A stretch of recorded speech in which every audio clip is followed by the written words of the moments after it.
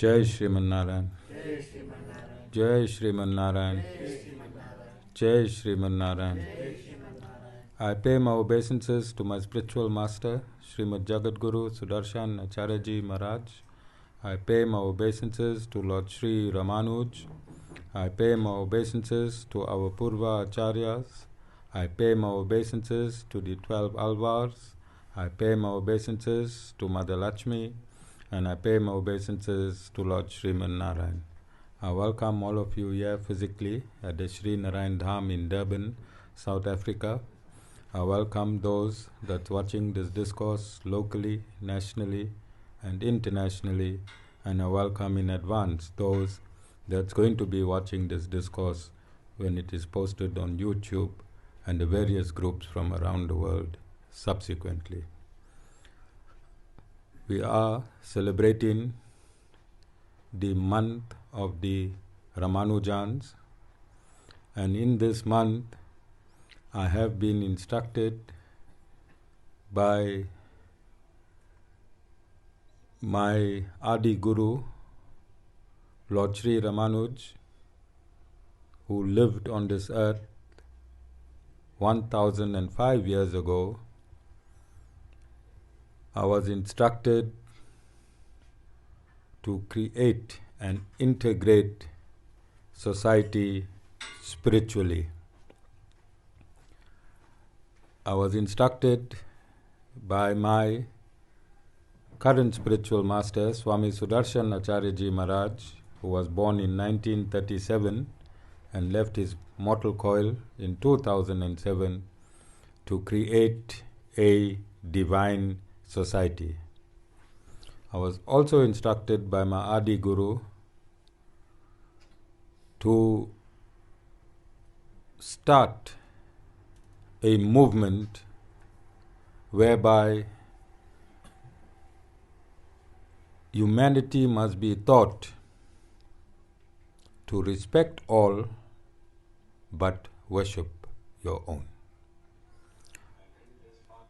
So I have, over the years, relinquished material life, and I set forth on this path aggressively. I am an activist. I've been an activist. My mum informs me when I was 6 months old. She took me to a clinic to get vaccination, and I was busy suckling on her breast. And when I heard other children cry, I gestured to her and I pointed at her breast, thinking that they were hungry and they needed to be fed. So that is the day my activism started. And then in 1977, I was at Sastry College, Sastry Boys High. At that point in time, it was a very prestigious school where you had to be merited academically to attend that school. And in 1977, I must have been 14 or 15, I was in Standard 8 when the schools in South Africa came out in a boycott. And Sastry College was an all-male school, and at that point in time, there was 100% discipline in schools. So, if you veered off course, every teacher could sound you. And if you went home and complained, you got sounded even harder. So from this atmosphere of aggressive soundings, I was one of the first to walk out in support of the national schools boycott of 1977. And to my amazement, I still remember our principal, Mr. Chetty, who came out, hugged me, and congratulated me, for he himself was an activist. I'm using the word activist today because we have in our midst an activist, Segrin, but more popularly known as Karo, Charo, and I don't want to mention in the ashram some other names that he go by. So I went to Durban Westville, University of Durban Westville, and then I joined the South African Police Force. It was during the apartheid era, and discrimination was at its highest.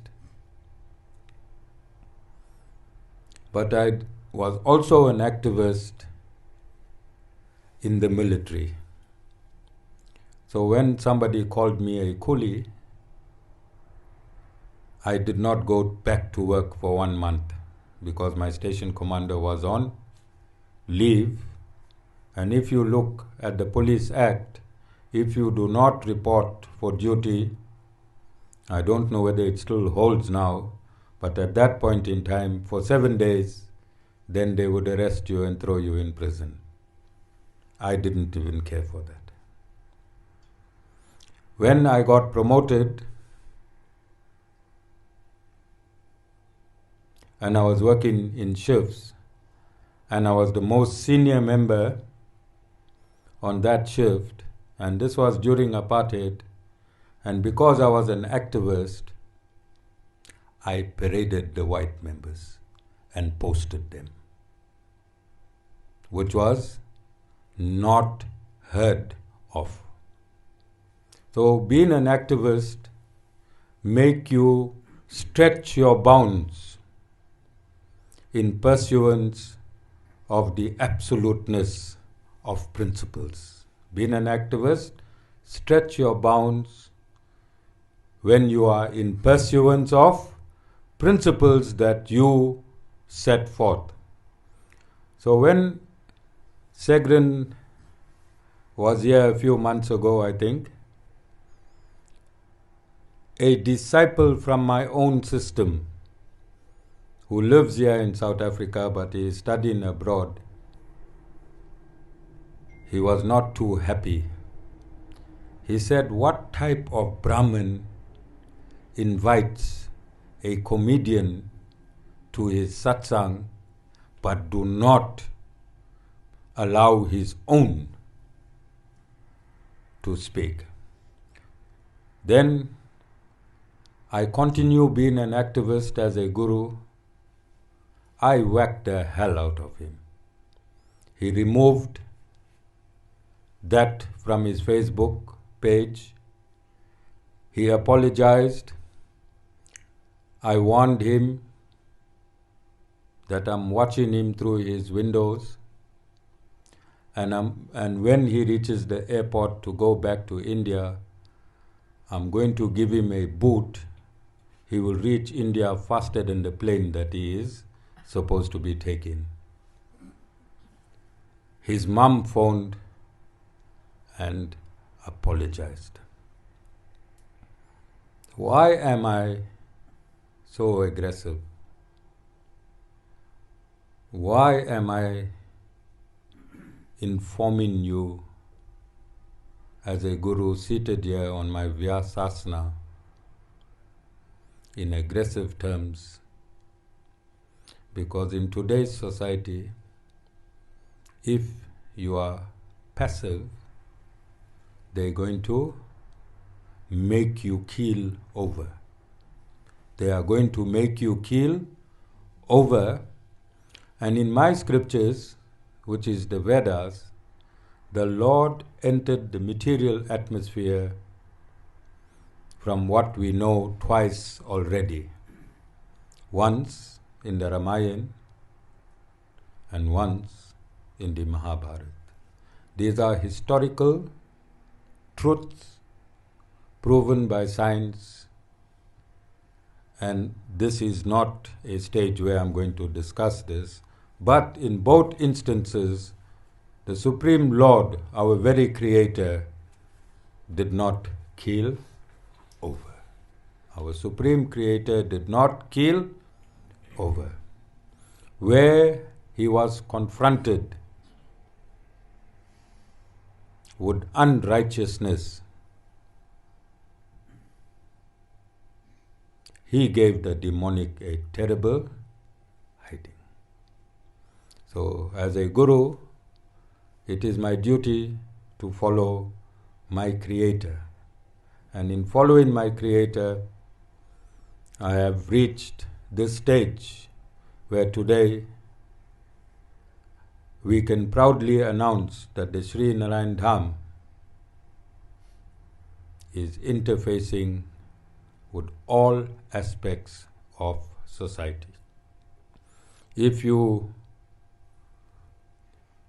rewind to the beginning of this month, from the 5th of May until today, every faith, every religion, every race attended a session from the 5th up until today and continue to do so.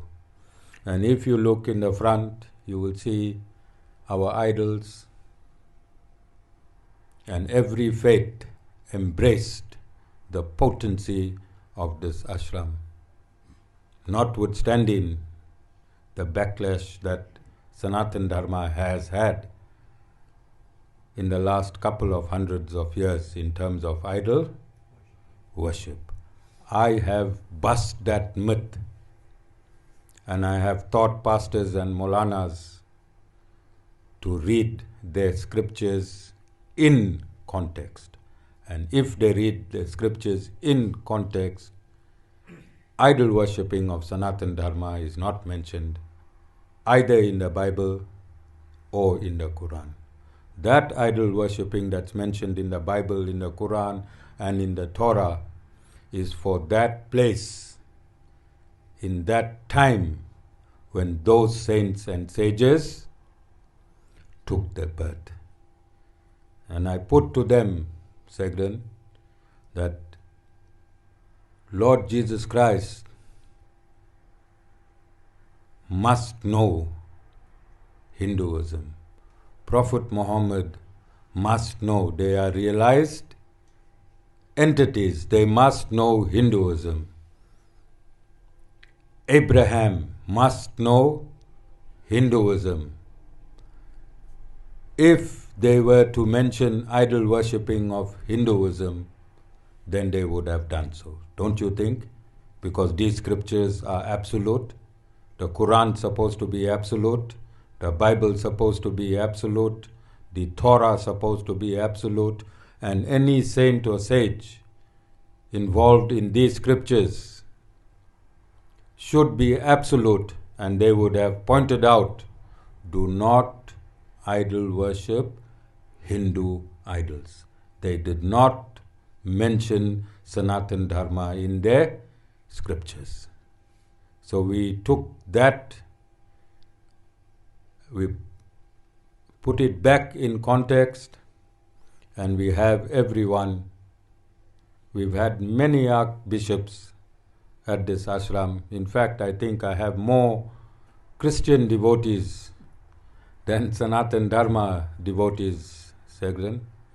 They are flooding the ashram because this is not a religious institution, it's a spiritual institution.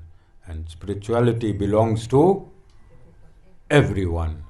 And through spirituality, we can integrate and become one.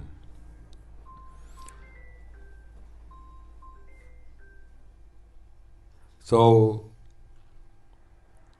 when we were putting the invites out, my chairperson called me and he said, Acharyaji, there's a media house that asked him how well he knows Karo Charo. And I said, tell that media house that we do not need to deal with them anymore. They need not ask you any information about my guest that I have invited to my ashram. And today I see, just before a few hours ago, you put a post, public enemy number 1, Karo Charo. So I am very proud to have as a guest at my ashram today public enemy number 1, because when you're an activist, you are more hated than loved. When you are an activist, more people hate you than love you, because they do not have the capacity to do what you go out and do. And in their jealousy, in their envy, in their inefficiency, they can sit and they can point fingers. I asked Jessica to connect Segren to me 2 years ago. For I have seen beneath his comedy and his language, he has a language of his own, that there is a true humanitarian soul pulsating through the dynamics of society. And I'm reaching out to this soul. And he has tens of thousands of followers. And through his media system, I'm asking them to join him, start his spiritual journey. Give him a hand.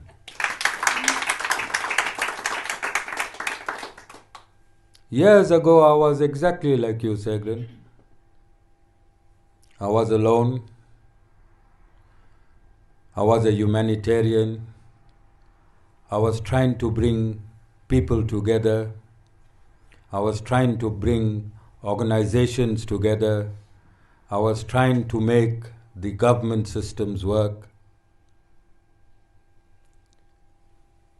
And there was no one behind me. And through this initiative, God awarded me this spiritual domain.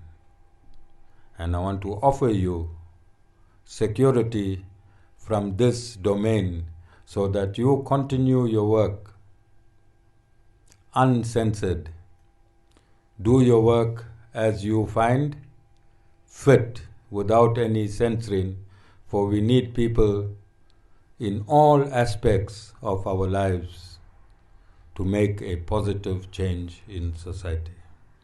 And I don't know if Mataji remembers, but we first met Karo Charo at Resmont, I think in 2006 or 2007, when he came with 2 other comedians from Radio Lotus, Mathura and Ray Manilal. And 3 of them cooked up a storm. And we were in a depressed state at that point in time. But Karo Charo brought some happiness into our life, maybe for that 1 or 2 hours. But everybody at Resmont left happy. I hope you still have those glittering outfits that you used to wear, all right? I saw those outfits on WWE wrestling, subsequently the female wrestlers. Okay, just a joke, Caro, all right? So I'm going to introduce Caro to you. He's very vocal, he's very aggressive, he's feisty, and he's vulgar, but I don't think he'll be vulgar tonight. Okay? But I had a phone call from a very quiet Caro Charo a few days ago. He said, Guru, what do I speak about? And I said, just speak about your journey and about yourself. So my first guest officially will be Caro Charo, and then the counselor from DA, Villankose. I've been informed that you have also made your presence to the ashram, and after Caro Charo, I hope his message is passive, so you have an opportunity to speak as well. But if this is your first opportunity meeting Caro Charo, then come along for the ride with us.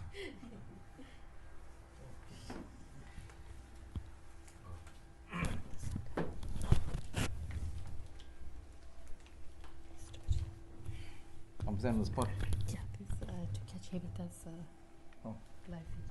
I'm not used to standing on spots. I move around. So Hemita must move with me. I'm moving with you. Guruji, don't mind. I just move around. You said uncensored. Uncensored.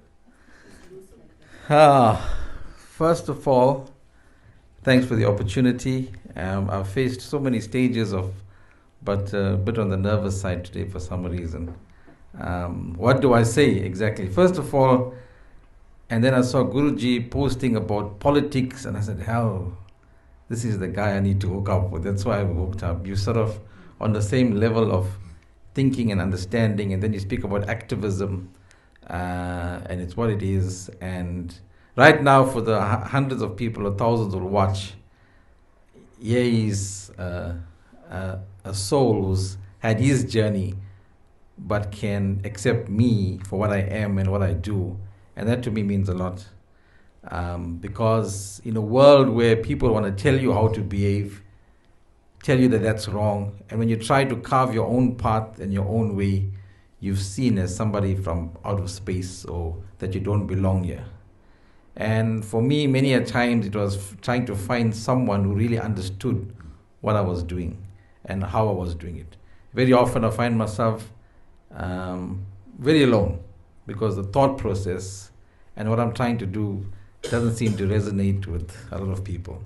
I didn't know what to talk about. He said life journey, so I said, okay, if we do life journey, we'll be here for a couple of hours, because I have a nice, exciting, long life. But I'll try and start with a few pointers in my early life. I was born and bred in Chatswood, by the way. Chatswood boy, born and bred, very proud to be from there. I lost my dad when I was in standard 1, and I basically grew up without a father figure in my life. And the reason I mentioned that is because a lot of people talk about growing up without a father figure, but for some reason that didn't seem to affect me, because I was always a top student. I was always in the top 2. I was always captain of the whatever team. And for some reason, I would get book prizes for almost every subject. Afrikaans was my favorite subject. I would get book prizes. But I didn't have a father figure. So what drove me, I don't know, to excel. My brother wasn't as smart as me, elder than me, so he got no book prizes. And maybe my feistiness might come from one story I'll tell you is only when I was in standard 5, and I was made head prefect. So in the school, and even up to matric, there was this guy and I who would vie for first and second in the class.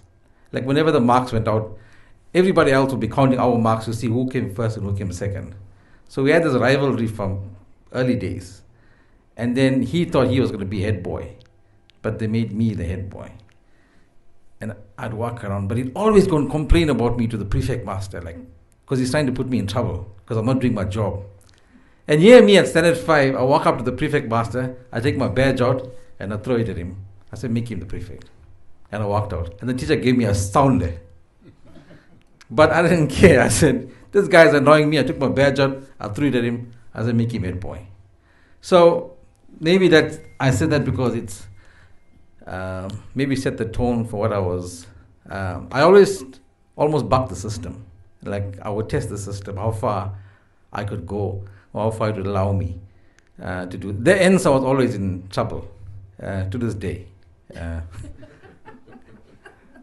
I walked the fine line, and some things in terms of testing the system, my son will tell you, and my wife will tell you, if I'm flying anywhere, I'm the last person to board the plane. I'd cut it so fine that the door is closing, and then I'm the last person to walk into that onto that airline, whatever. So, which are the parts? My working life, not really a working life. Shall I call it a working life? My life journey. And I'm also going to say this maybe to inspire others, because some people even on my life feed don't know much about me as a person. So maybe I'm using this opportunity as well to educate even my followers, my life journey. I started not work as full-time, I started working part-time when I was in standard 5. I don't know what age that is, right? Standard 5, school holiday. I didn't have a dad then, so I started work. And I remember taking the bus at 5:30 in the morning in winter. It's dark. Here's a small boy standing in the bus with his lunch tin, and the auntie's feeling sorry for me. We jump out of the bus, and we had to run to the factory before the buzzer goes. You got to be there. I worked in a shoe factory, putting labels on boxes. That was my very first job in this. This was in December, yeah. I worked for 3 weeks, and my salary was 20 Rand a week. And I earned 60 Rand. I had my 60 Rand, and my mother took me to Clairwoods to buy clothes. I bought a pants, a shirt, and that time it was parachute jacket was in fashion. I bought a parachute jacket. From that day onwards, throughout my schooling career, my high school career, my university career, my mother never bought me one item of clothing or shoes. I paid for my own school wear, I paid for my own excursions, I paid my own school fees. I did everything myself. I worked every July holiday, every December holiday. I worked every holiday because I wanted to earn my own money. The number of jobs I did, I painted houses, I was a newspaper boy, and I remember working in Grey Street in Durban. Anybody be in Grey Street, Victoria Street? You know what job I did? Get up, Pagat, walk inside, mama, walk inside, come inside, buy one, come, look, come, mama, come inside, come here. I did that job. I would stand in Victoria Street and my cousin would stand opposite, and we'd both shout each other. When I was in school and newspaper boy, somebody in my class made fun of me. He said, you're a newspaper boy, because he tried to belittle me, that I was in newspapers.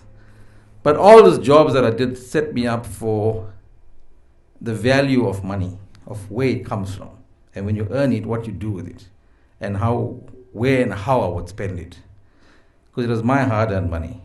I even used to be a guard boy for a gambling school at one point. Look out for the cops.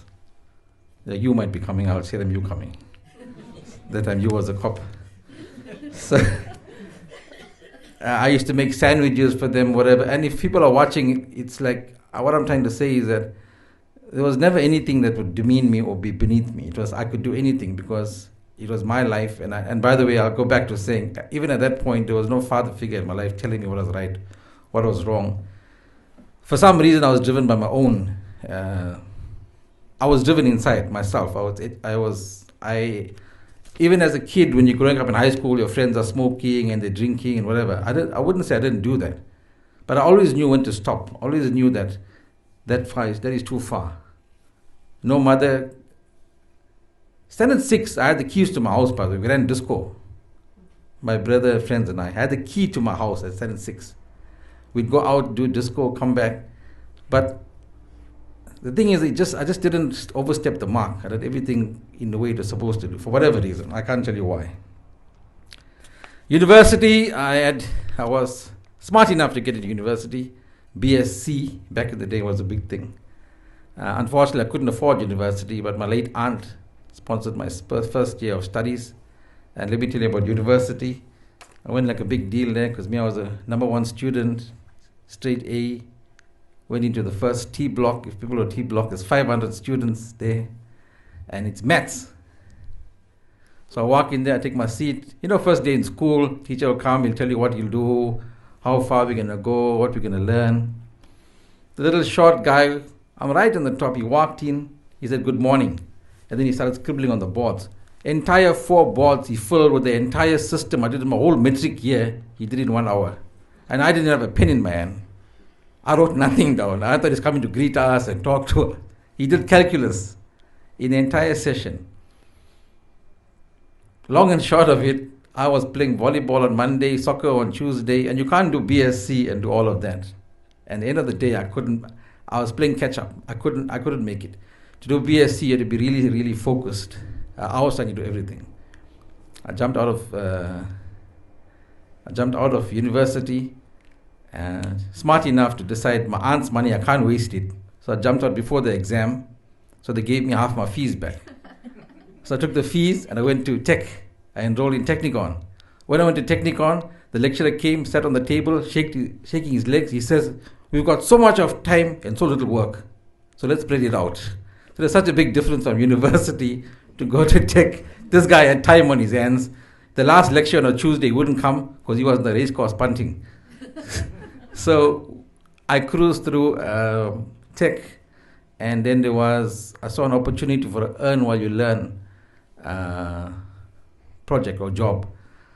I got the job, and basically I spent 6 months at Tech and 6 months at work, which was fantastic, to sit in a college and get paid to sit in the sun and you don't have to go to Tech. And I remember clearly there were 2 friends there who would study hard, like they'd get A's. And a friend and I said, "We'll never get this chance in our life again, to be young, getting paid. So why bother getting A's? They're going to pay us the same salary end of the month." So we'd be happy with C's, because we passed.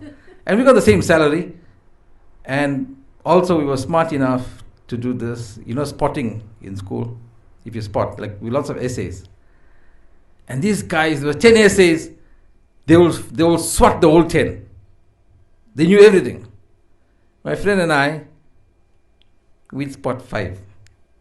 Like, we'll take this one, that one, let's do this. Look, if 3 of that, we win the game, right? We win 40%. And then what happens is when the paper comes out, I look at the paper, I leave it down, and I sit back. Because the entire 5 I spotted is in the paper. And then the people who studied so hard just couldn't handle that. But those are the things that why I say that is because the story I tell you is university life and the time, you can never go back. We enjoyed it, we clubbed, we did stuff, and I can't go back in that time. So there was a time when I really enjoyed all of that. Interesting so far? Not boring. Okay. Guru, you okay, sir? My life is so interesting. At some point, I did so many things, and I remember I was not courting this girl. I was, telephone. Those days you talk on the phone. Like you meet her somewhere, or you get a number and you talk for hours.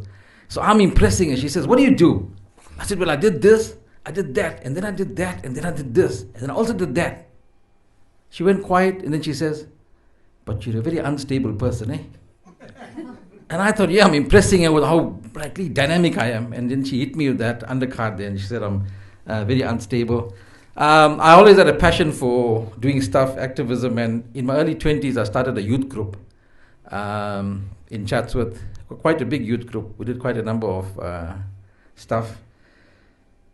And in the youth group, maybe I'll introduce this part here.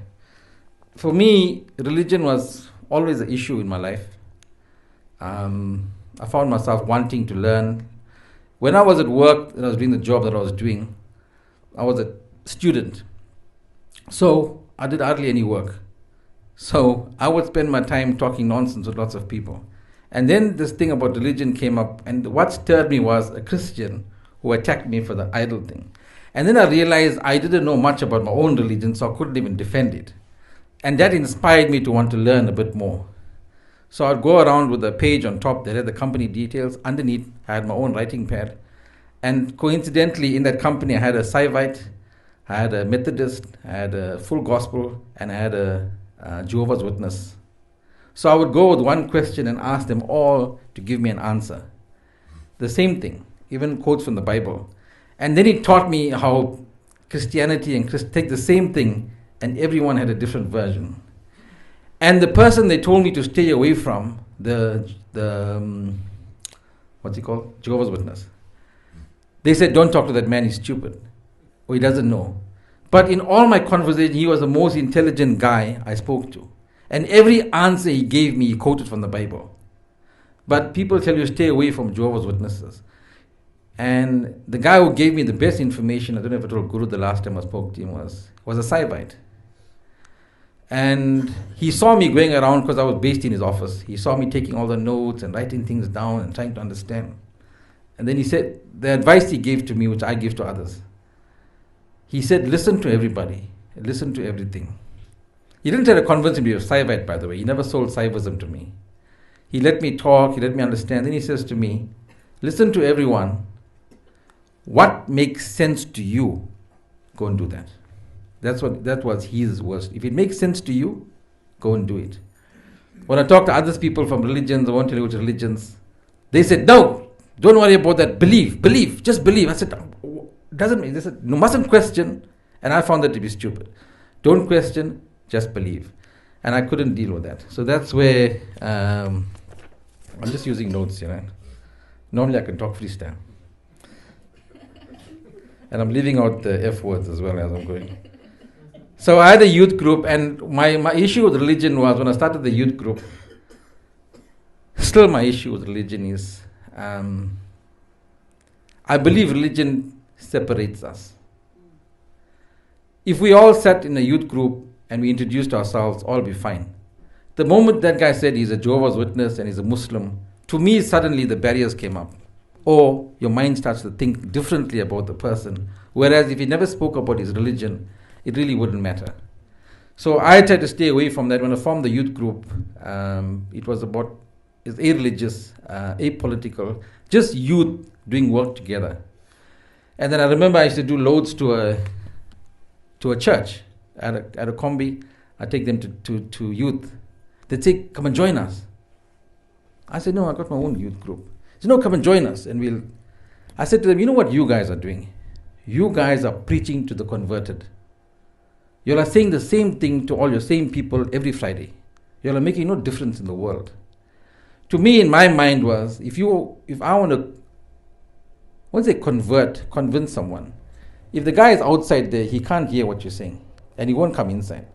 So I'll go outside and start talking to him. And in my mind, if I become his friend, I don't want to convert him. If I talk to him, spend days with him, spend hours with him, some of my qualities might rub off on him without me teaching him. It's just by being with him, by fellowshipping with him. I'd want to be like him or learn his habits or learn his ways. That was my thinking back in the day. And I remember writing an article in a magazine. It was an article, I had a space left. And my comment there was about religion. And I noted that religious wars have killed more people than the world wars combined. People fighting in the name of religion. Even recently, if I go forward in my life, when I took on Simeon Bradley Chetty and Christian people came after me, I couldn't believe that they were reading the Bible and calling me all the other names, that I don't even use those words. But they were reading from a book, but prepared to die and kill for their religion, which I thought was a bit mental.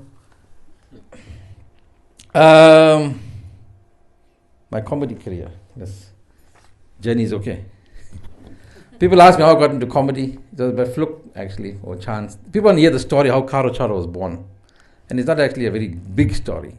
I used to be a show promoter and events. I should organize it. I should hire artists. And I would talk to the artists.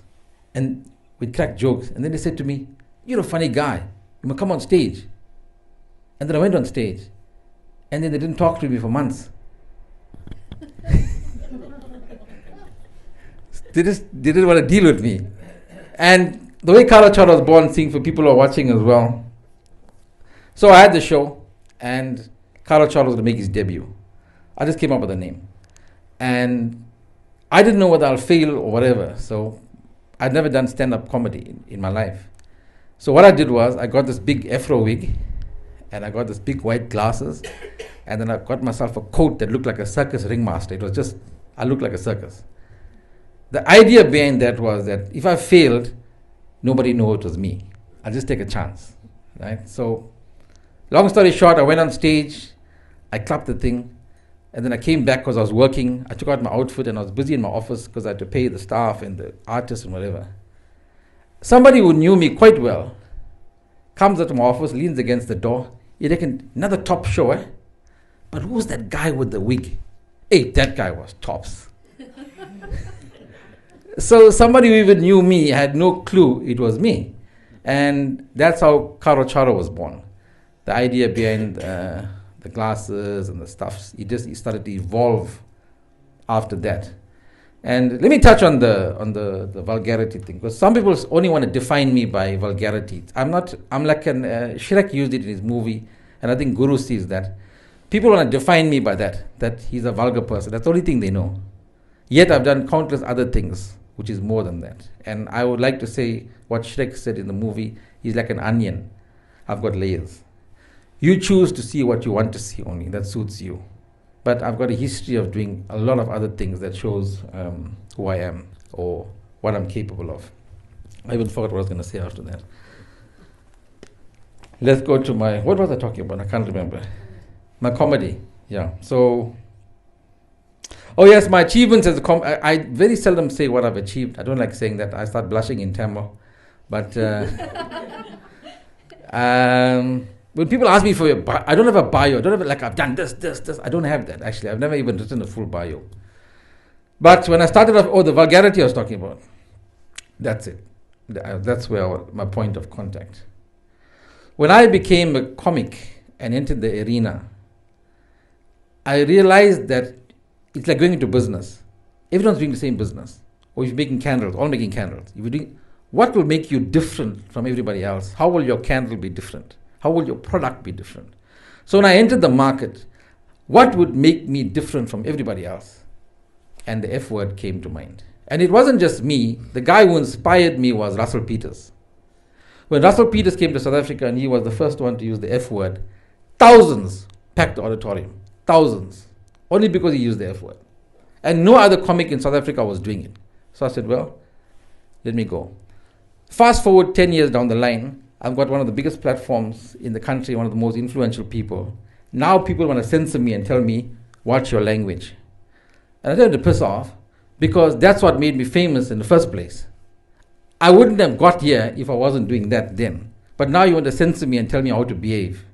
But that's what got me the platform. To be able now to move these people, I came from there. I had a plan. First, I'll bring you, and then I'll talk to you. So you see, right now, even in my platform, those people who want me for comedy are forced to listen to other things I'm saying.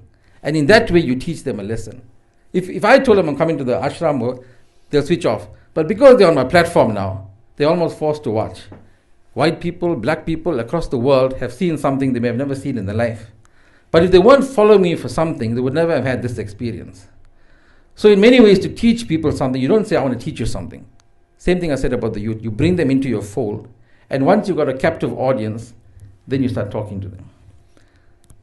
I'm now going fast forward to even my career now in activism. When I was telling people, they talk about people I know say, oh, the Indians and the Charos, the this, that. I said, you're screaming in another place, they're not listening to you. But when I talk, they listen to me. But first I have to bring them into my fold. I had to bring them into me. I had to bring them into my place. And once they see there on the camera, I got a captive audience, and I can talk to them. Like, for example, I'll give you an example. During last year, it was Diwali. And Diwali is always a fireworks issue. Now, you can't tell a Charo in Chatwood not to bust fireworks. You'll kill me. He's going to bust that thing, right? He's going to operate. There's a war zone. So, I couldn't tell people, don't do that. But what I did say was, I said, listen, because I was living in Joburg at the time. I said, listen, if you're in Chatsworth, go for it. War zone.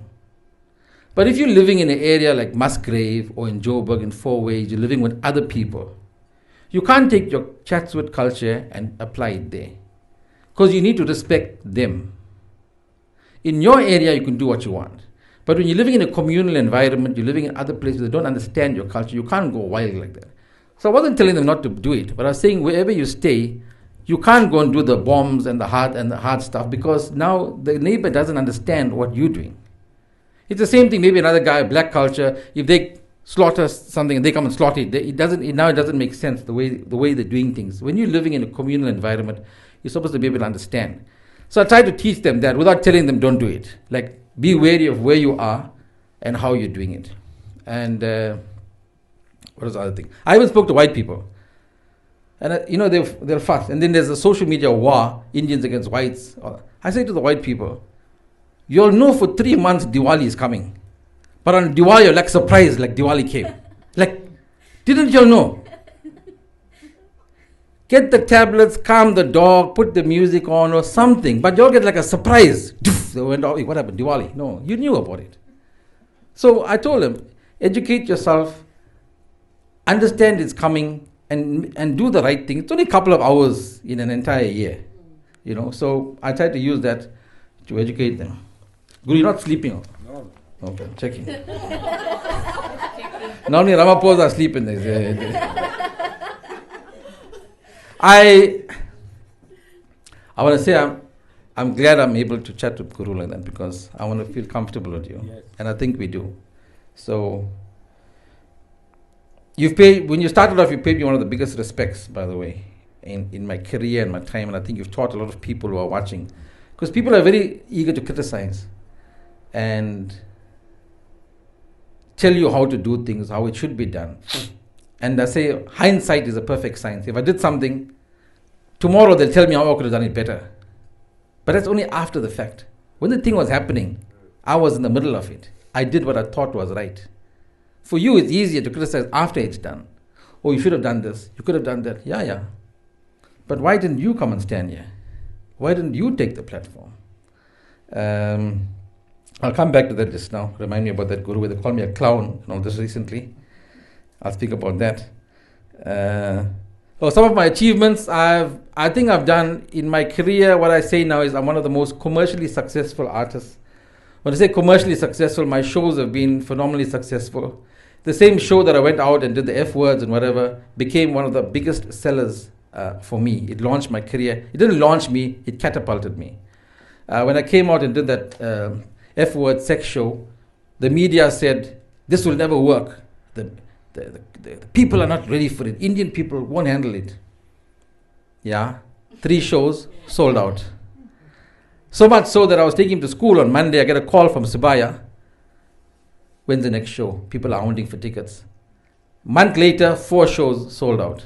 That show sold out 15 shows across the country at that time. I remember my first show was I'll lead into that. The Lyric Theatre in Johannesburg is 1,200, one of the most prestigious theatres in the country. 1,200 seater in the days before social media, in the days before Facebook. How do I go to Johannesburg and advertise this show? What do I use? Just the newspaper or posters here and there. I am one of the first single artists to sell out the Lyric Theatre. 1,200 seats back in 2010 without social media. Thank you. I didn't even know back then that it was an achievement that I had achieved and what I did. Then I went on to Emperor's Palace, another prestigious 1,000-seater. And in my first show there, firstly, they didn't want to host me. They didn't know who I was. She actually came to another show to see what I was doing, and then she decided to host the show. And before I start the show, I was ready to go on stage. They came to me and said, "Can you please hold on for half an hour? We need to put extra seats. We've oversold the theater." It's a 1,000-seater. So my Sibaya is my happy hunting ground. I have at least 40 sold out shows. I'm the highest. I think if you add stats, I've had the most amount of sold out shows at Sibaya Casino. So I'm one of the most successful comics and artists in that. I'm not only an artist, I'm a promoter. I do my own shows, I do my own advertising, I write my own scripts. In one show, I wrote it. I marketed the... Can I give you a nice advertising thing? I did a show called this name here, right? This was the name of the show. This was the title of the show. So I think I'm a bit of a marketing genius if I call myself that, so it's a good story. So I titled this show. By the way, Guru, for this word here, before I do the show, I wrote to Asham Trikamji and the Mahasabha. I said, here's this word. Tell me about it. It took them 3 months to research the word. And they came back and told me, they can't tell me it's a swear word and they can't tell me it's not a swear word. There is a swear word attached to it. Some of you might know it's mother. It's Mother C, right? That's the swear word. But this word, they couldn't attach it. In fact, you have to use it in a certain way to be able to get it out. And I ask my audience and I ask you, use it in a sentence. All you can say is Yiza. And that's actually in a good context. It's not a bad context, right? So I wrote to the Mahasabha, they couldn't come back. And then I titled the show. And then I was running with it. And then I was advertising on East Coast Radio. I wrote the script, everything. They got it. They did this first round, second round. And then there was an Indian lady working there. Seema Diana. She told them, this is a swear word. So they came back to me and said, no, this is... I said, no, so I used the Mahasabha, whatever, but I knew... But let me get to the end game. I was going to spend 5,000 Rand back in the day, 10 years ago. Just got a bit of money to advertise my show on the radio station. East Coast Radio decided to pull the plug. They and I went into a bit of an argument. The newspaper got wind of it. The newspaper decided to cover the story that East Coast Radio wasn't doing the show. Front page of the headline, all the street polls got East Coast Radio bans this thing. You know what that meant for me as an artist? They gave me 20,000 Rand worth of free publicity by denying me 5,000 Rand worth of publicity. Because you see, branding is everywhere. So long as they mention my name in the show, and I sold the show out. So I almost knew what was going to happen. When I started it, I preempted, if this happens, this is what's going to happen. And then I moved from there. Lost anyone yet? All still with me? All right. So those were my achievements. Oh, by the way, I also toured Australia. A country 10,000 kilometers away, another continent. And I planned 4 shows there. I managed to do 3. I did 3 shows in 3 cities. I did Perth, Sydney, and Brisbane. And at that point, I was the first artist from South Africa, whether it's white, black, anyone, to do 3 shows in 3 cities in Australia. And that was about 5 or 6 years ago. Attempting that in itself was hard, but I managed to do it. South Africans are full up there, expats, looking for entertainment. As soon as you say, ayo, they get excited. They like to say anything Indian, they get excited. Anything you say. So I had to take all my old jokes, they leave the good humor, just use the crass humor. They just wanted to hear the stories from the house, stories they wanted to hear. So it was great. Probably go back there. Some people may or may not know, very early in my career, about 3 years down the line, to show my popularity at that time, I was the face of a McDonald's advertising campaign. McDonald's South Africa. 2012, 2013, I'm not good at years. They chose me, handpicked me. Let me go to this part first. It's a Sunday night. It's about 9 o'clock. I get a call. Hi, I'm the marketing executive of McDonald's South Africa. We'd like you. You know what I said? Yeah. Whose executive called you at 9 o'clock in the night? So I thought this was pulling my leg. He said, my agency will contact you. I said, yeah, right. And I put the phone down. What? Who called you that part of the night? Because he says, no, he saw a DVD of me playing at his family's house.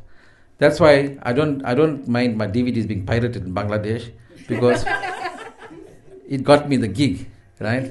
So, and anyway, a month later, I get a call from the agency to say we want you for it was a spicy burger campaign. And there I was, handpicked to do this. My first ever commercial. It's a multi-million rand thing. 2 television commercials that we recorded. And to see my image as a boy from Chatsworth on a 5-lane highway, across the entire highway. I was in Cape Town, the entire side of a building had my image on it. So there's a good side and a bad side to the story. I'll tell you the bad side. The good side is, here's a boy from the hood. And even that time, somebody told me something. They said, you know what? At that point, Trevor Noah had done an advert for Cell C, which was local. I had done an advert for McDonald's, which was an international brand, right? I got to know what a celebrity is treated like, to be fluffed about, makeup and whatever. Okay, me more makeup than others, but the thing is, one thing I clearly remember is we were shooting at 6 o'clock in the morning in Fordsburg in winter. And I was wearing the India shoes, no socks, and my toes were like curling because it was cold. And I just remarked to the crew that my toes are getting cold. 5 minutes later, the white lady is kneeling at my feet. She got a hairdryer in her hand and she's blowing my toes to keep it warm. I said, now I've made it in life.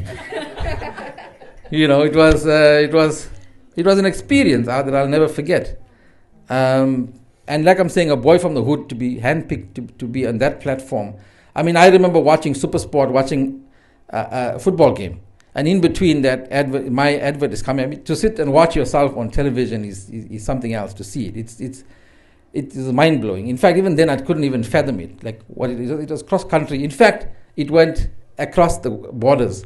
I was doing a show in Botswana.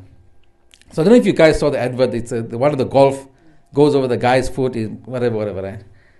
So I go to Botswana to do a gig. So I'm like with my cap and my T-shirt, no marking, whatever. I'm just sitting in the studio. And the DJ is finished, then he tries to address us before we interview. And then the promoter just said, this is Karochar. He went, what? When the car ran over your foot, he's giving all the lines from the advert. The advert had transcended borders. He knew me from the advert. And he was like then so excited to meet me, and I couldn't believe it had gone across there. Let me give you the sad part of this, and the really sad part. It was a 1-year campaign that was pulled within 3 months, taken off. And what was the reason? Acharo complained to McDonald's that it was a racist ad. Yeah, there you go. I know I'll get it. See, in the advert, they had a golf there, auntie in a sari, whatever. But there was no ayo or whatever. It was just, the complaint was stereotyping Indians with the golf. One guy from, and I know his name as well. I'll meet up with him one day. They complained to McDonald's that it's a racist ad. Now, McDonald's being a really big brand, when you start to get bad flack, they decided to pull the campaign. And this is where our own Charo let ourselves down. There's no other comic in the country at that time could have matched what I had done and where I was and how big the brand was. But it took our own people to pull us out. For me, what it stood for another person in Chatsworth, Phoenix, wherever. I stood as an example that is possible, that you can do that you can go there, to inspire people. But what it did, it took our own people to chop us down, to take us out. The sad part of that is, we talk about stereotyping. Colored people can say, "Awe, me massacre," they talk all that language is colored. The moment we talk anything Indian, then we're stereotyping. Because we're too sensitive. And then you get, I can use chutia as a word. You get these chutias, and then they just want to make drama. And they caused it. McDonald's had to pull the advert. And it's really a sad thing, because the damage done is as follows. If I'm an advertising brand, a company, I would not want to choose an Indian because the market is too sensitive. The moment you put a lady in a sari, the moment you say something Indian, someone like him is going to complain. That's what damaged it for a lot of other people, a lot of other companies trying to host Indian artists or make Indians be part of the campaign. I was the star of that campaign. I was the man. They had a chauffeur pick me up from the airport, put me in the hotel, pick me up from there, take me to the venue. Everything was about me. Dress code, wardrobe, everything was about. It was one of the most fantastic feelings I'll ever have again, to be able to be treated in that fashion. But here we go. Our own Char brothers, you know who you are. Kill that entire thing. That was McDonald's. And a typical Charo would ask me, how much they paid you? And I said, but the answer I gave him was as follows. I said, if McDonald's asked me to do it for free, I would have done it for free. Because who would give you that publicity like that, on a stage like that? By the way, just some insights on this thing. It's about eating burgers, but in a commercial, I never ate one burger. And in TV commercials, when they do, let me give you some insight on that. When you do food videos or you watch things, the artists never eat the food because you get sick. It's too much of food, firstly. And so when you're biting into it, it's already bitten. So you act like you're biting into it. You don't ever bite. And if you bite, they got a spit bucket. You bite and spit. You don't ever swallow. There's too much of food. And then the food itself, by the way, if you didn't know, have you seen the burgers of McDonald's in the pictures and what's in reality? Two different things, eh? They have makeup artists for food. There's an entire section that they were making the burgers. The cheese must just be that way. Inside these toothpicks and stuff, they have nail varnish that goes over the burger, that it glistens. They have food, makeup artists for food. When you hold that burger, you have to hold it in a certain way so that the lettuce is there. So you hold it, then they'll come and say, the lettuce is here, put that there, do this here, do that there. Then you go. Then you shoot. Then you start. At 30-second commercials, we shot for 12 hours to shoot 2 30-second videos. And let me give you some other idea of how, when you see TV, how things work. So there's a camera there, right? And it's on me. Have you seen that? There's a camera on us, right? And suddenly the next shot is from there. Adverts. Who? No, everybody knows that. People know. I'm sorry, I'm surprised. A lot of people know that. I'm giving you an idea of how difficult it is to shoot adverts and commercials. And even movies. So the camera is on me. You can see me talking here, whatever. Guru and I are talking. And then there's a camera here, the next shot, catching me from behind. Now, if that camera is got me, why isn't that camera picking up that camera that's shooting me? Does it make sense? Because you'll have to see the camera. Because the next shot is, have you seen a guy walking into a room? The camera catches him walking in. Then the next shot is from behind him walking into the room. But you don't see the camera on the other side that's filming him. You know how that's done? I can't tell you. This is how much of work goes into it. So basically what would happen if we are talking here, this camera will catch us. Then they move the entire set onto that side and you do it all over again. And we'll nod and we'll shake and we'll do that. And then they take that and they splice it into the movie. The guy walking into the room, one camera will catch him doing that. Then they'll take the camera, put it behind him, and he'll have to walk in again and then do the shot. It's a lot of work to produce. It's a lot of work to be done. So I got an inside line into that, into doing commercials. My time is up, Guru. I'm almost done. You're still okay? Activists have been all my life. Guru spoke about that. I'm now, for some reason, in the past couple of years, venturing into politics. I'm not venturing into politics, I'm talking politics. But people think I'm going into politics. Maybe that will happen, maybe not, I don't know. People started, and this is where I want to really use my platform here to address people about our situation in the country, where I am. Can I have some water? You can open one for me, please. And hopefully I'll reach you guys and reach the people on the platform as to... see, I'm using my McDonald's thing again. I thought I'm a star, then you have to open the water for me. Blessed water.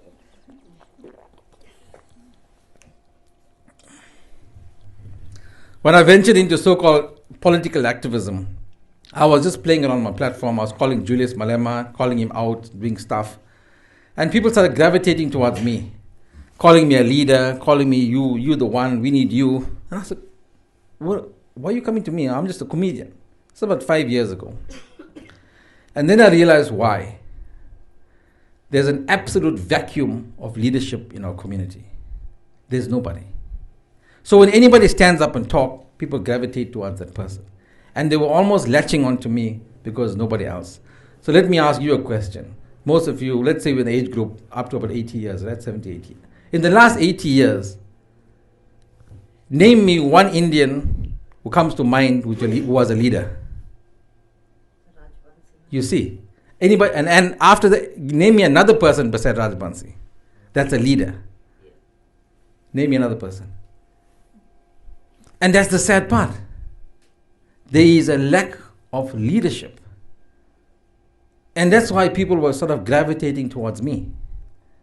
Nobody stood up. Even now, at this point in our community, in our lives, who's leadership?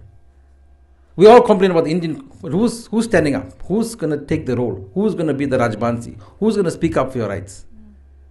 So I ask you, when people come to me, and I'll go to this one, I was called a clown, and every other word. I said, but here's the thing. If you are following a clown, what does it say about you?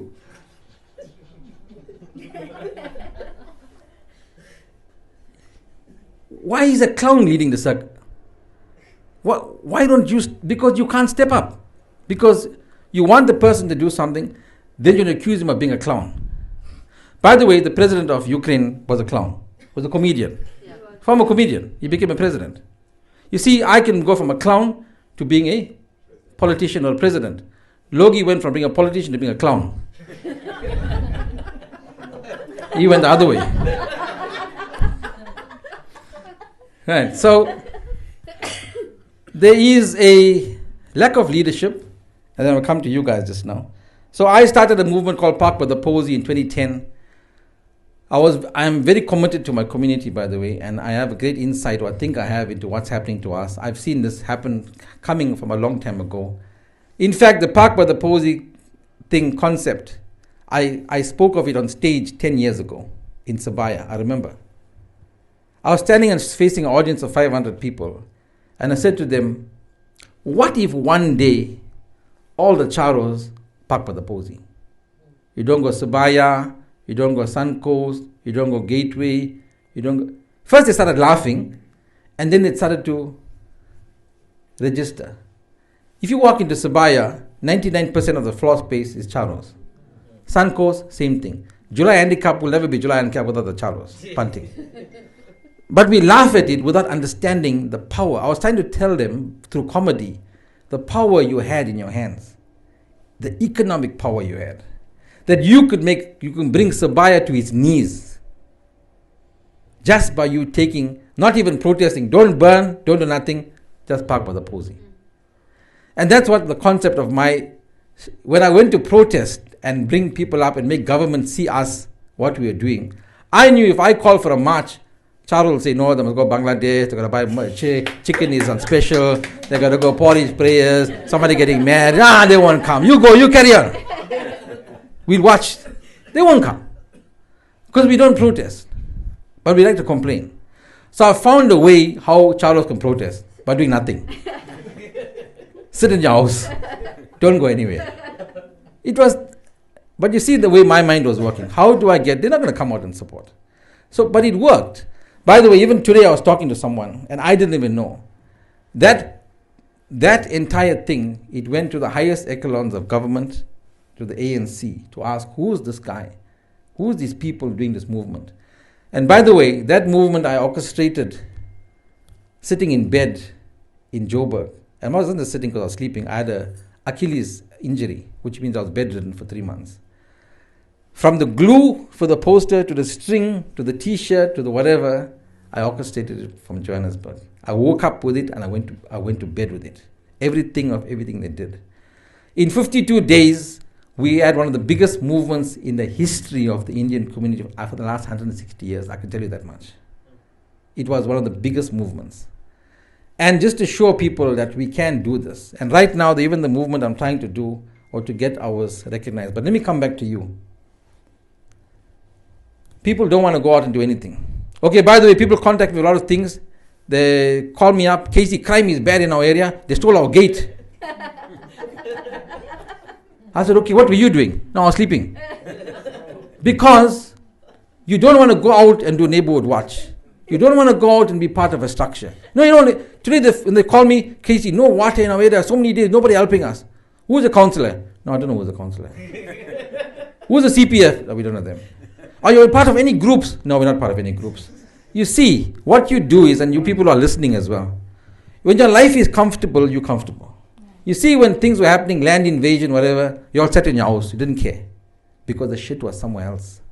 But the moment it's by your door, now you're waking up and jumping. Whatever shit is happening anywhere, it's coming to your door. What you don't realize, it's coming. It's just prolonging. How do we fix it before it comes to it, and how do you fix it when it gets there? You people, when I say you, all of you, don't even know who's your street patroller. You don't even have a WhatsApp group. But that is why criminals come and run rampant on your road, up and down, they're walking freestyle. In your area, were you sleeping? It's, you know, if you want to get rid of crime in our area, don't take over the whole community. Take over your street. That's the first thing you do. If you take over your street, their street, what happens? What happened during July 12th? Didn't we take over our township? Yeah. Didn't we take over? Nobody could come in. But now we're complaining. Because the word is apathy. We are an apathetic people. We don't care. We don't want to do anything. We don't want to get off our ass. We can use that word. Right. We don't want to get off. And we don't want to do anything. See, sometimes we use words and phrases for effect. It's not about being this thing. It's for effect. And I wanted to end with this and really spend some time on it, because I know Guru is where is what maybe wanted me to speak and do and be able to move you guys. When I do what I do and engaging government at the moment, by the way, a week ago, we were trying to engage Sishle Zikalala, the premier, and people told me Sishle will never come. Sishle was there on Saturday. Because I believe and I know this clown, who you're going to call vulgar, who you're going to call this, Sishle knows my name. Not only that, I think they know the influence I have. In the past couple of, I know you won't think it's arrogant, in the past couple of months only I've come to say this. I've come to understand my own power. It's not arrogance. Right now, in South African Indian community, I am one of the most influential people. When I talk, people listen. And why is that? I know that. Because when I say something, suddenly somebody is reacting. Why? This clown said something. No, because it's reaching hundreds of thousands of people. I'm able to move that number of people. So right now I come to harness that. And even in harnessing that, in my conversation with Guru, he'll have to harness how do we take this to another level? How do we use this? What you thought was a clown is now evolving. But I'm not here to fight your battle. We got a counselor. Where's the counselor here? You will take over from me just now and say what. But I'll talk for the Indian community. In my version, my opinion, we are the persecuted people in this country.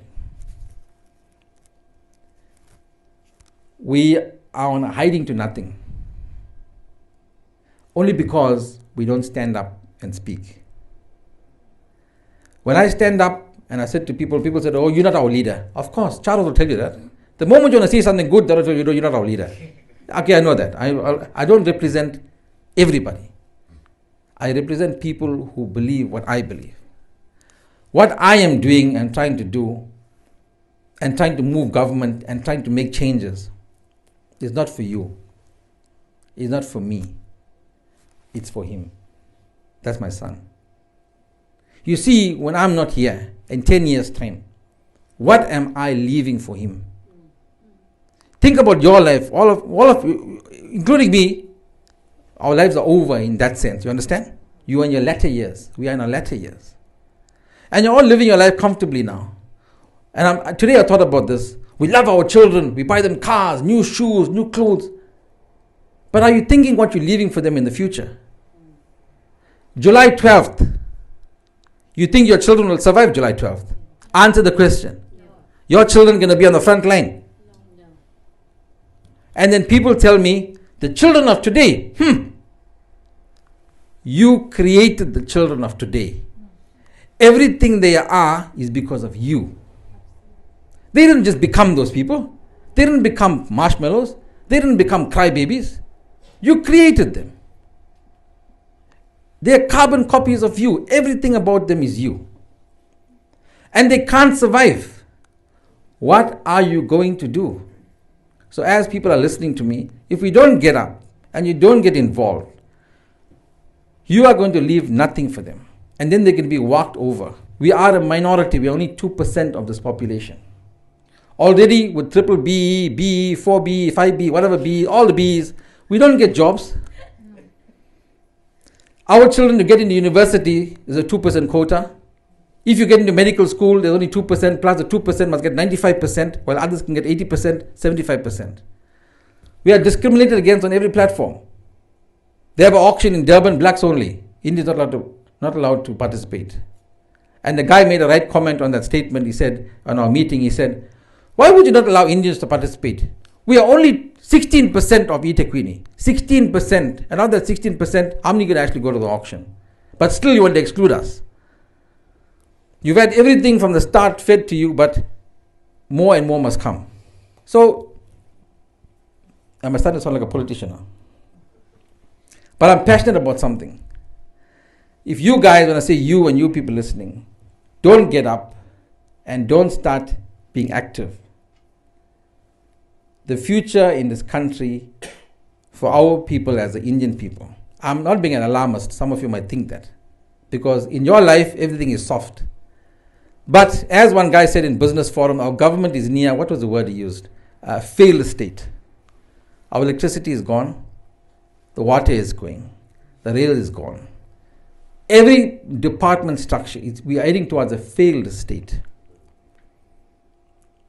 But we're living in a house, we go shopping, Bangladesh, we go pavilion, life is good. Everything is happy, we're all living.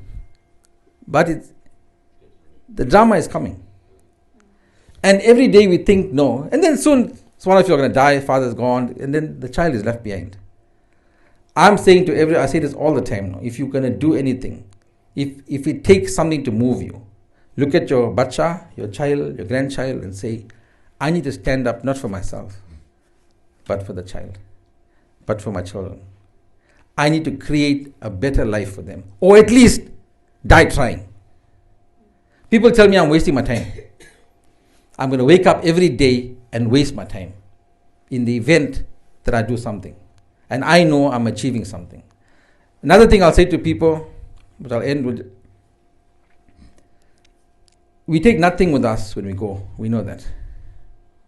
No wealth, nothing. The same guy who called me a public enemy number one, he got 10 Ferraris. Can't take that in the grave. His grave and my grave can be same size. But I believe this, that when I go, I must leave a legacy. A legacy. That my son must be able to proudly say, that was my father. And I learned that from the Romans. The Romans would always say, it was even in Hindu culture, they'll say, I was the son of Maximus. I'm the son of, what they're trying to say, I'm the son of good stock. I'm coming from a place of stature. I'm coming from stock. I'm the son of Maximus. So, that's what I want to leave behind. And every day that I'll try now, that's why I wanted to use the end of this platform, is to move whoever is watching. I believe in the power of one. One person, moves 2 people, moves 5 people, moves 10 people. We are in a problem, my dear friends. I'm no longer a comedian in that sense. I talk too much of serious things, but I put in a bit here and there, and I go. But I want to say thank you to the Guru for firstly reaching out to me, and in his intro gave stuff which other people need to realize, that I'm a bit more than what you want to think you see, and that we can do a bit more if we make the effort. So Karo Charo is my name. I'm a certified that word? Big M. And yeah, thank you, Guru, for affording me. And good night.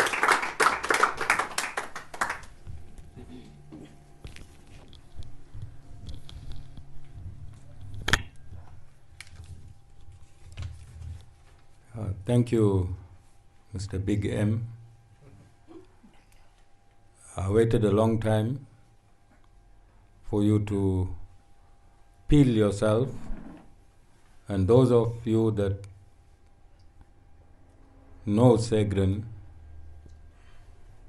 there was never a tremor in his voice whenever he spoke, wherever he spoke, for all these years.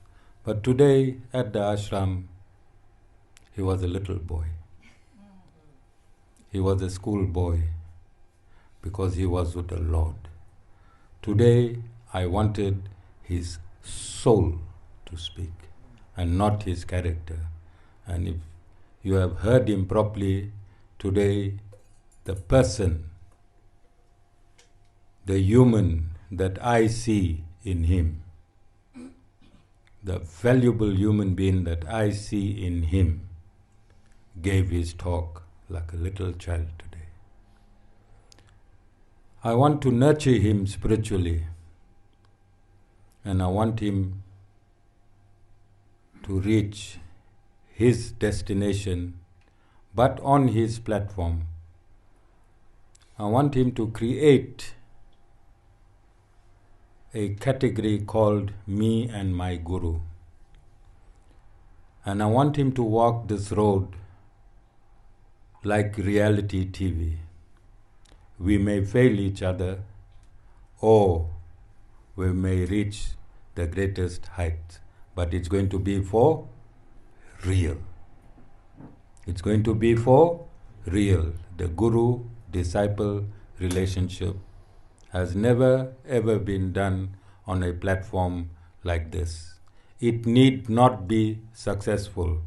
I must not lie to him, and he must not lie to me to make this reality successful, because the life of a guru and the life of a disciple is a hard and an arduous journey, and success may not come in the current lifetime. But if he is diligent, and I know he is, he does not like grey areas, he is exactly like me. If he is diligent, like how I surrendered to my Guru and allowed him to shape me, I was in the same dilemma that he is. I wanted to put this country right. I wanted to put this society right. I wanted to do so many things. But I did not have that potency to do it on my own. And when I surrendered to my spiritual master, today I'm sitting, and this live broadcast will reach over 48 countries in every continent. So I want that for you as well, Segren. But you have to go through certain disciplines, and you have to have God not behind you, alongside you, every step of the way. And as you take in yourself this walk with God, your followers are going to walk with you, because you have created a relationship. So this dynamic is also a world first, where a guru recruits a comedian and then runs to a guru-disciple journey. Because in this universe, everything is for real. Everything is 1 + 1 is equal to 2. With that, ma'am, I hope today was not boring for you. If you are tired, my wife has, together with some devotees, have prepared a sumptuous meal which will rectify this long hour or hours that we have spent. You can come forward, ma'am, and you can speak and address us. Thank you.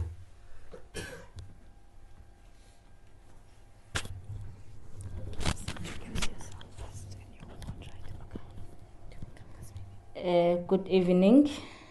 You can remove your face mask now. Oh, sorry, it's like second nature now. My name is Welegazi.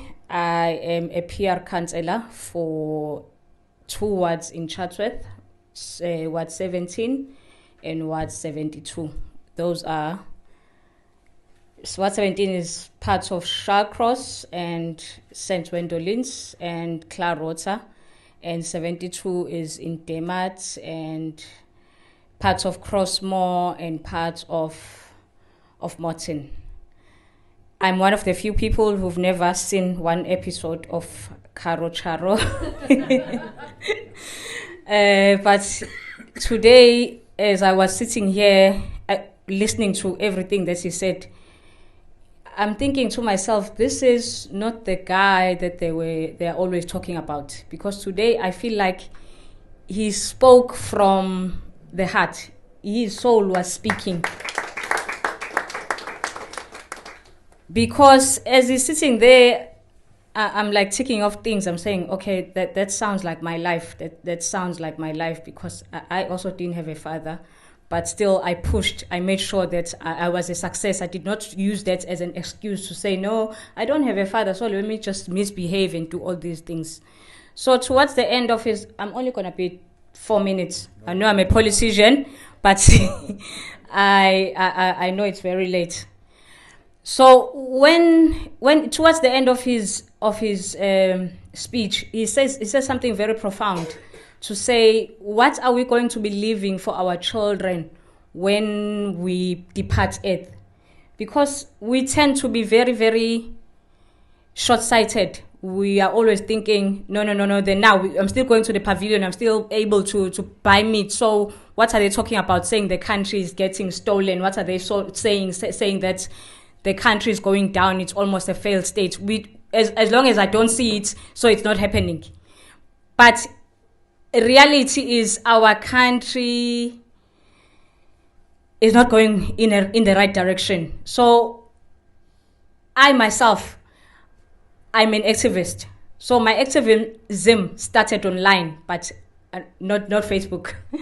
So I have over 40,000 Twitter followers because I'm a loudmouth, I'm a critic of the government. I'm one person who's always on their case. At some point I was told that Zuma has sent people to follow me, but this was, yeah. So when you are famous online, it's like being rich, but on monopoly. Because you've got the money, but you can't really use it. So I decided that this is now the opportunity for me. When the opportunity presented itself to say, there's an opening, you can actually become a counselor. I said, okay, let me take my monopoly money and try and convert it into real money. That's when I applied to be a counselor. So I'm like this unknown counselor in Chatsworth, because I was not a politician before. I'm not your typical politician. So when I decided, no. Let me not be the complainer, because it's easy to take up your phone and just tweet and complain and say, why is this not happening? Why is not this happening? But what are you doing about it? So this is why I'm a counselor. I'm just a counselor because I felt like what Charokaro is saying, to say, let's go out there. Mahatma Gandhi said, let us be the difference that we want to see in the world. You cannot cry and say, this is not happening, but what are you doing about it? So our children, like we were saying, that's, I'm a teacher by profession, so when he speaks about children, that's where my heart is. Because the youth of 1976 did not sit there and say, oh, by the way, we are the future, so we're not going to do anything about what is happening now. We are going to relax, let the adults deal with it. But they decided, no, this is our future that is getting destroyed because the things are not going the way that they're supposed to go. Let's go out there, let's stand up, let's fight. So we need that kind of spirit, whether you are young, whether you are old, we need that kind of spirit to say, let's try and salvage whatever we can of our country. Because at the end of the day, if my tax now is 20% or 16%, whatever, so my children, when they start working, they're going to be taxed how much? 50%? Do you think that's right? No. So we need to encourage each other to say, let's take the baton from the previous leaders. I know I took offense when he said there are no leaders because I'm a community leader in my own right. But at the end of the day, we need to take the baton and make sure that we make a difference in our own little corner.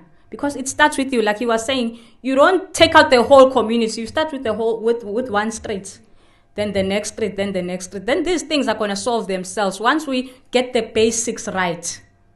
Because what is wrong now is that the basics are not right, which brings me to why I accepted this invitation. Because at the end of the day, we are all spiritual beings. And when the spirit is not at peace, then the things that you're going to do are not going to be right.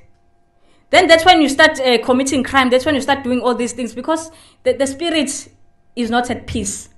So when we were driving in here, I said to my colleagues, I'm with my colleagues, said to them, this place is so beautiful, but most importantly, I feel a sense of peace just by being here.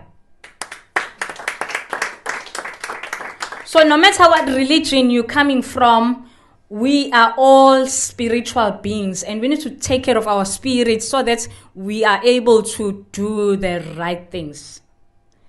Thank you.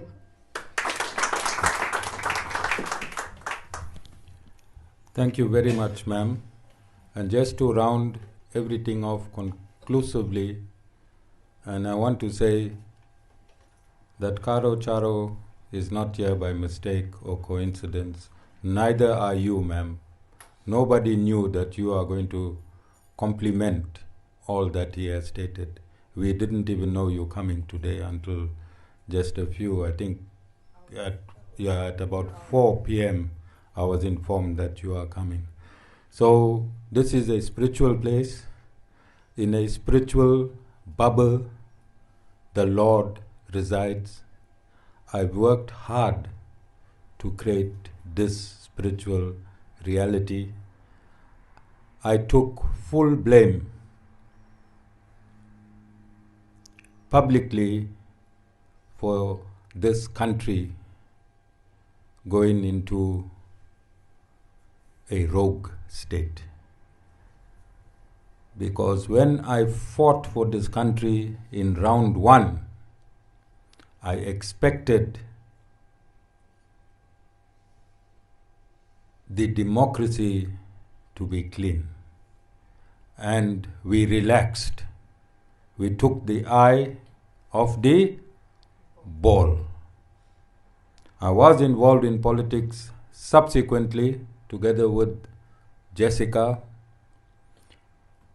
and I took blame because as religious and spiritual leaders, we're supposed to guide our communities.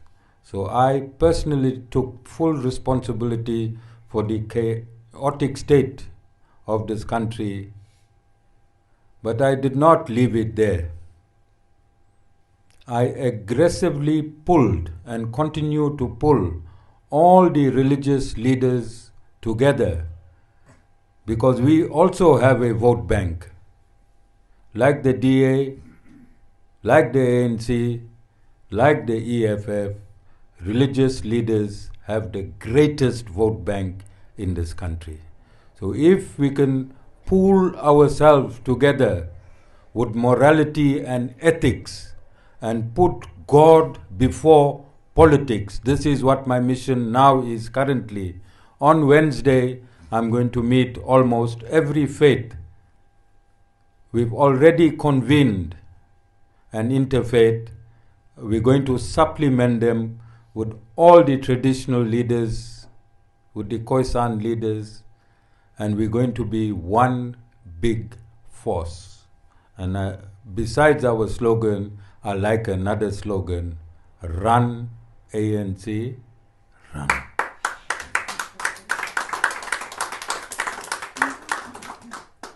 So being a pastor, being a Maulana, being a guru, those days of fattening your own flock is over, because the state has stolen all the meat. You cannot fatten your flock any more. So now we have to get back to the farms. We have to start farming again, political farming again in this country. We have to sow new political seeds. We have to groom leaders like yourself, like Casey, to take this fight forward. And I know in my lifetime, South Africa is going to be the paradise that God has ordained it to be. Thank you very much, everyone. I know it was a long day today, but it was a spiritual day. I am ill. I have been ill now for, I think, about 9 days. But knowing that every day some great personality is coming to the ashram keeps me alive to live another day. Thank you very much. Jai Shri Narayan.